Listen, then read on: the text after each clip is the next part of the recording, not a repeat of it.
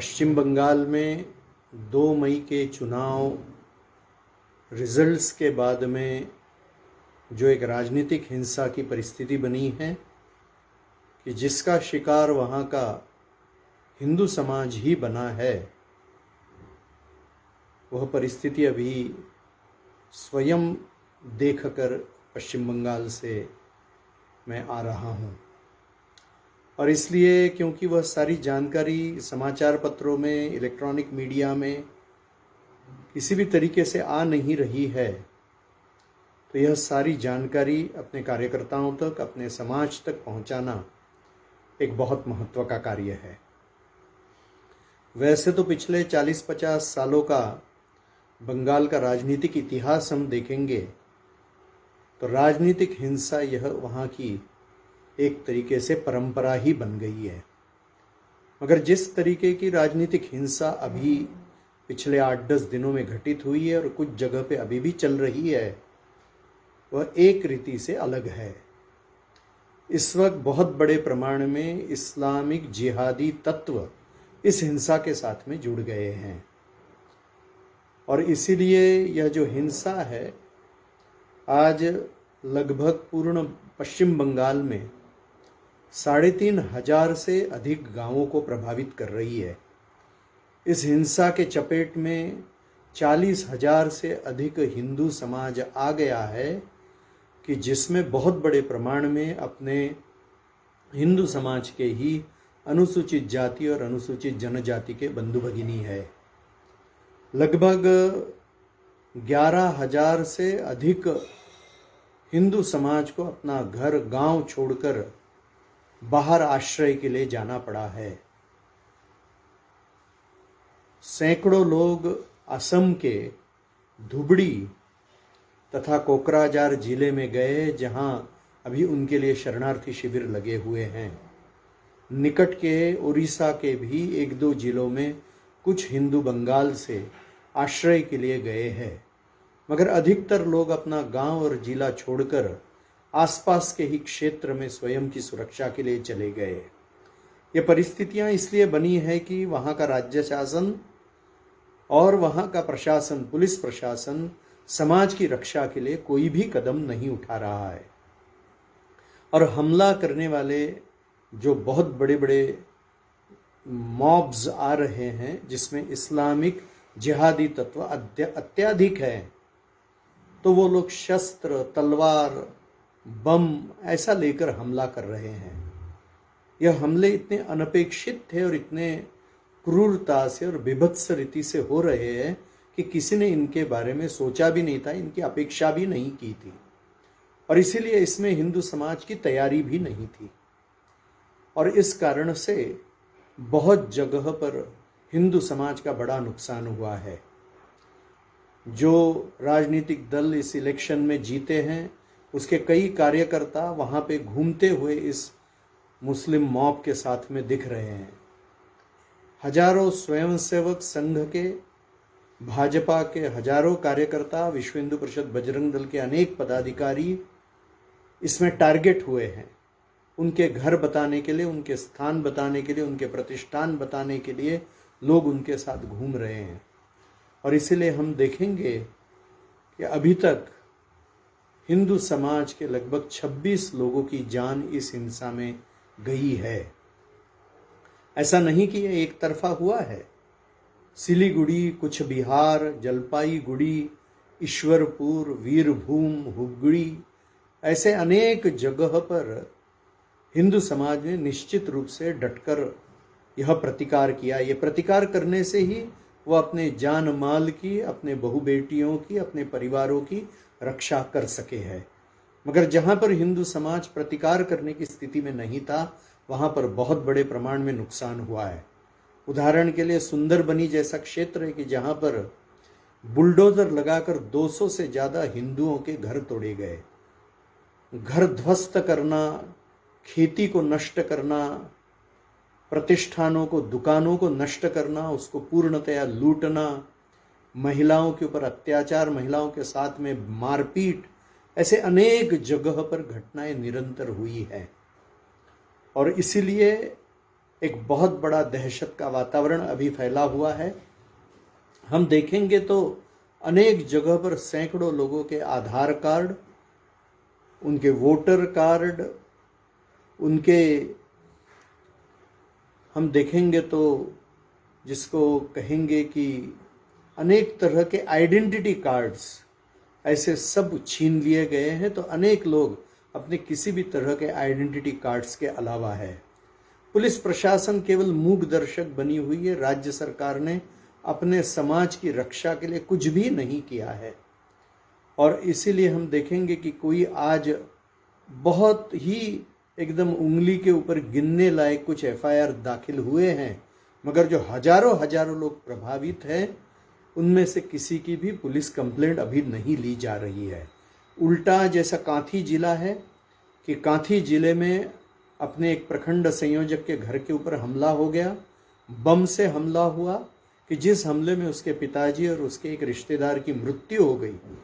उल्टा अभी उसी के ऊपर केस की गई है कि उसके घर में शस्त्र थे जिनका विस्फोट होकर उसके पिताजी मर गए। तो ऐसे अनेक जगह पर हो रहा है कि कुछ बिहार में भी जहां पर बहुत बड़े प्रमाण में हिंदू समाज ने प्रतिरोध किया है तो वहां पर भी टारगेट करके कुछ लोगों के ऊपर अभी केसेस प्रशासन कर रहा है। तो नेतृत्व को टारगेट करना यह पूर्ण बंगाल में अभी चल रहा है। मुझे लगता है कि अभी भी जो घटनाएं कुछ बीच में हुई है, अभी एक बीजेपी के एमपी भी उधर क्षेत्र में घूमने के लिए गए तो उनके ऊपर हमला हुआ। पश्चिम बंगाल के राज्यपाल अभी सभी स्थिति देखने के लिए स्वयं गए तो उनके सामने वापस जाओ की घोषणा देने के लिए लोग खड़े हो गए। केंद्र सरकार के एक मंत्री भी अभी प्रवास के लिए वहां गए थे, उनके काफिले के ऊपर हमला हो गया। तो जब इतने संवैधानिक पद धारण करने वाले लोगों को भी राज्य सरकार उनकी अनदेखी कर रही है, ये दिख रहा है। और इसीलिए एक राज्य सरकार का और वहां के प्रशासन का हिंदू समाज के तरफ देखने का जो रवैया है वो एकदम उदासीनता का और तिरस्कारपूर्ण है। और इसीलिए अभी जो अर्जेंट काम जो अपने अनेक संगठनों ने हाथ में लिया हुआ है कि अपने कार्यकर्ताओं की मदद, हिंदू समाज की मदद, जो लोग बेघर हो गए, जिनके रहने के स्थान नहीं है, भोजन का स्थान नहीं है, जिनके परिवार असुरक्षित हो गए, जो अनेक लोग जख्मी हो गए, उन सारे लोगों की व्यवस्था यह एक बहुत बड़ा काम है। विश्व हिंदू परिषद ने स्वयं ने 5 जगह पर अभी ऐसे जो आपदाग्रस्त ऐसे ये सारे लोग हैं जिनके ऊपर आक्रमण हुआ है, उनकी सेवा के लिए शिविर लगाए हुए हैं। जो लोग हैं जिनके यहाँ कोई भोजन की व्यवस्था नहीं, वहाँ भोजन पहुँचाना, जो लोग जख्मी हो गए उनके लिए मेडिकल की व्यवस्था, हर तरीके का इस तरह का अभी कार्य तुरंत हाथ में लिया गया है। मुझे लगता है कि ये जो सारी परिस्थितियां हैं और इस तरह का जो हुआ है उसका एक और दूसरा कारण भी ध्यान में आता है कि इतनी क्रूरता से और इतना बड़ा आक्रमण क्यों हो गया। तो पश्चिम बंगाल के राजनीतिक इतिहास में पहली बार किसी विपक्ष दल को, यानी इस समय विपक्ष में भारतीय जनता पार्टी है, तो किसी विपक्ष की दल को इतनी बड़ी शक्ति मिली है कि आज 77 की संख्या में वो विधानसभा में बैठे हैं। स्वयं कांग्रेस, तृणमूल कांग्रेस, कम्युनिस्ट, कोई भी लोग उनके इतिहास में जब विपक्ष में थे तो इतने बड़े प्रमाण में विधानसभा में कभी नहीं बैठे थे। और इसीलिए जो एक हिंदुत्व का जागरण वहां पर हो रहा है और जिन जिन लोगों ने इस हिंदुत्व के जागरण में कार्य किया है उनके हृदय में दहशत निर्माण करना कि बंगाल में आपने काम नहीं करना चाहिए, हिंदू कॉज के लिए भी काम नहीं करना चाहिए, ऐसा एक विषय लेकर यह एक बहुत बड़ा प्रयास हुआ है। तो जो हिंदुत्व की सभी शक्तियों की, सभी संगठनों की शक्ति जैसे जैसे बढ़ रही है तो हमारी विरोधी शक्तियां एक सीधा सीधा हिंसा का मार्ग लेकर, और उसको सत्ता का आशीर्वाद है ऐसा दिख रहा है, ऐसा हिंसा का मार्ग लेकर चल रहे हैं। मगर हिंदू समाज को बंगाल में भी यह समझना होगा कि आज जो गलत फहमी में हिंदू इस्लामिक जिहादियों को इस आक्रमण में मदद कर रहे हैं, उनको यह सोचना होगा कि जब आबादी बढ़ जाएगी, जब घुसपैठ बढ़ जाएगी, तो कि जो आज हिंदू सुरक्षित दिख रहा है वह भी सुरक्षित रह पाएगा क्या। और इसलिए मुझे लगता है हिंदू समाज को इस सारी घटनाक्रम का एक शक्ति के स्थान से ही विचार करना चाहिए कि भविष्य कैसा हो सकता है, इसकी झलक यह अभी आई है। और इसीलिए जहाँ पर, जैसा मैंने कहा कि हिंदू समाज ने प्रतिरोध किया, हिंदू समाज की थोड़ी भी सिद्धता थी, तो हिंदू समाज अपनी रक्षा करने में इन परिस्थितियों में भी यशस्वी हुआ है। और इसलिए अभी तो तुरंत अपने कार्यकर्ताओं को हिंदू समाज में जिनके ऊपर आक्रमण हुआ है उनको मदद करना, यह एक अर्जेंट और तुरंत करने का कार्य है, जिसके लिए अभी कार्य प्रारंभ भी हो गया है। और पूर्ण देश भर के हिंदू समाज को भी हम आह्वान करते हैं कि उन्होंने अर्थ के दृष्टि से, साधनों के दृष्टि से बंगाल के अभी के संकट में आए हुए हिंदू समाज में को मदद करने के लिए आगे आना चाहिए। और साथ ही भविष्य में हमको अपने संगठन का विस्तार करना, अपनी ताकत बढ़ाना, हिंदू समाज को इन सारी घटनाओं की जानकारी देकर भविष्य के लिए हिंदू समाज की सिद्धता बनाना, ये एक बहुत बड़ा कार्य है। और इसीलिए यह जागरण और यह सिद्धता, संगठन की प्रबलता, एक अत्यंत संघर्षशील ऐसा आत्मनिर्भर ऐसा हिंदू नेतृत्व जगह जगह पर खड़ा हो, यह बहुत आवश्यक हिस्सा है। अपने कार्य की वृद्धि और हिंदू समाज का जागरण और हिंदू समाज के हर स्तर के नेतृत्व को हिंदुत्व से ओतप्रोत करते हुए उसको सिद्ध करना कि आने वाली हर एक चुनौती को वह सहन कर सके। आज हम देख रहे हैं कि पिछले जो हमारी शक्ति थी उससे हमारी शक्ति बहुत बढ़ी है। सभी संगठनों की शक्ति पश्चिम बंगाल में बढ़ी है और ये बढ़ाते ही जाना पड़ेगा। और साथ साथ में कोरोना का भी संकट आज पश्चिम बंगाल में है। वह कोरोना का संकट इस संकट में थोड़ा छुप गया है, मगर आज भी लगभग 20,000 के लगभग वहाँ पर पेशेंट्स प्रतिदिन बन रहे हैं कोरोना के। और साथ साथ में 100 से अधिक मौतें भी वहाँ पर हो रही है, ऐसा वृत्त आ रहा है। और जब इस तरह का अनिर्बंध ऐसा यह आक्रमण चलते रहेगा तो इस कारण से भी कोरोना बहुत गति से फैलेगा। और इसीलिए इन संकटों की स्थितियों में वह भी कोरोना महामारी का संकट विद्यमान है, उसके लिए भी साथ साथ काम करना पड़ेगा। मुझे लगता है कि इसीलिए पूर्ण बंगाल के कार्यकर्ताओं ने, बंगाल में अपने संगठनों ने अभी एक आह्वान किया है कि जो जो धन से मदद कर सकते हैं उन्होंने मदद करनी चाहिए, क्योंकि हिंदू समाज के पुनर्वसन का एक बहुत बड़ा काम है। जिनके घर नष्ट हो गए उनको घर बना के देने हैं, जिनकी खेती नष्ट होगी उनके लिए भोजन की व्यवस्था करनी है। अनेक लोगों के दुकान, उनके प्रतिष्ठान, व्यवसाय सब नष्ट हो गए। अनेक लोग जो मछली का व्यवसाय करते थे उनके तालाबों में जहर मिलाकर, विष मिलाकर सभी मछलियों को मारकर वो पानी पूर्ण खराब कर दिया गया है। तो इस तरह की अत्यंत दुष्टता हर जगह पर हुई है। इसमें से समाज को बाहर निकलने के लिए संपूर्ण देश के हिंदू समाज को खड़ा रहना होगा। और इसलिए वह काम एक अत्यंत अर्जेंट काम करके हमको तुरंत हाथ में लेना है और फिर बहुत सावधानी से आगे के कार्य में हमको लगना है, ताकि ऐसे आक्रमणों का मुकाबला हिंदू समाज कर सके। ऐसी सिद्धता वहाँ पर हमको भविष्य में जल्दी करनी होगी।